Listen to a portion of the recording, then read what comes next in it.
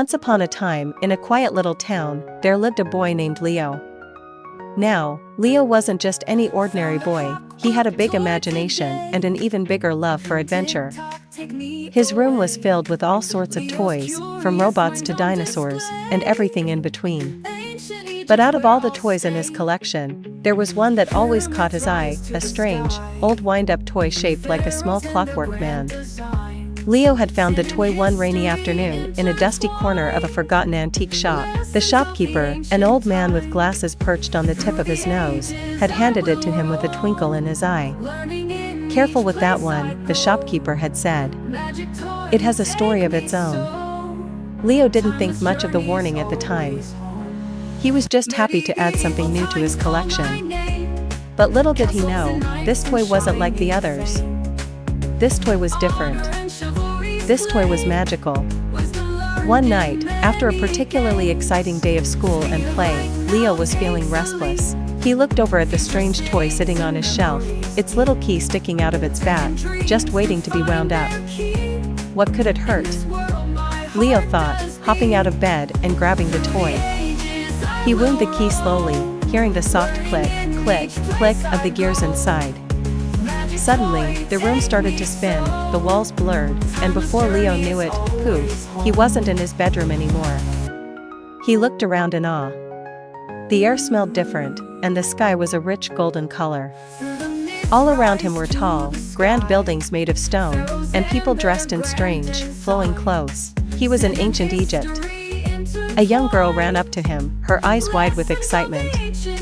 "Are you here to help, too?" she asked. Leo blinked. "Help? Help with what?" "The pharaoh needs help solving the riddle of the Sphinx. Only the cleverest can help him." Leo wasn't sure how he'd landed in ancient Egypt, but he knew one thing, he loved riddles.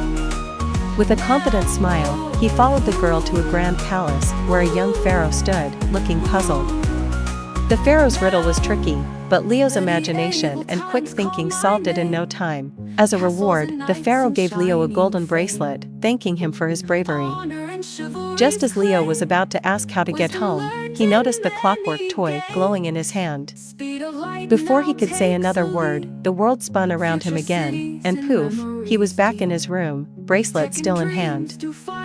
Leo couldn't believe what had just happened. But there was no time to think. The toy seemed to hum with energy, as if asking him to wind it up again. And of course, Leo couldn't resist. Click, click, click. Whoosh! This time, Leo found himself in the middle of a dense forest. The air was cool, and in the distance, he saw a huge castle with banners flying in the breeze. He had traveled to medieval Europe. Just as Leo was starting to explore, he heard a loud roar. A knight in shining armor came racing toward him on horseback, yelling for help. "The dragon! It's trapped the prince in the tower, we need to save him."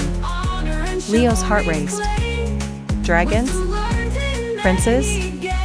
This was the kind of adventure he'd always dreamed of. But instead of fighting, Leo had a better idea. Using his wits, he tricked the dragon into freeing the prince without a single sword swing. The grateful knight handed Leo a shiny silver shield as a token of gratitude.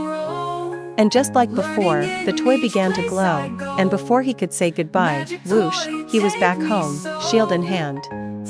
By now, Leo knew the toy wasn't just any toy, it was a time machine. And every time he wound it, he was whisked away to another place and time. Excitedly, Leo wound it up once more. Click, click, click. Zap. This time, Leo found himself surrounded by flying cars, talking robots, and people wearing shiny silver suits. He had traveled to the future. A robot whizzed up to him, its lights blinking. "Welcome, traveler. You must help us with a most important mission." Leo couldn't believe his eyes. The future was even cooler than he'd imagined. The robot explained that their power source, a glowing blue crystal, had gone missing. Without it, the entire city would shut down. Using everything he had learned from his past adventures, quick thinking, problem solving, and a little bit of bravery, Leo managed to find the crystal and save the future city from going dark. As a thank you, the futuristic mayor gave Leo a glowing orb. Back home in his room, Leo sat on his bed, looking at the golden bracelet, the silver shield, and the glowing orb. He had traveled through time, helped kings and knights, saved cities, and solved riddles. But what was the toy story? Why did it take him on these incredible adventures? Just then, the toy began to glow one last time. Instead of spinning Leo away, a soft voice spoke from within the toy. Time is a gift, Leo. You have the power to shape it, to learn from the past, and to make the future better. Use it wisely. With a final flicker, the toy settled back on his shelf, its journey, at least for now, complete. Leo smiled. He may not know where or when the toy would take him next, but one thing was for sure, he was ready for whatever adventure time had in store.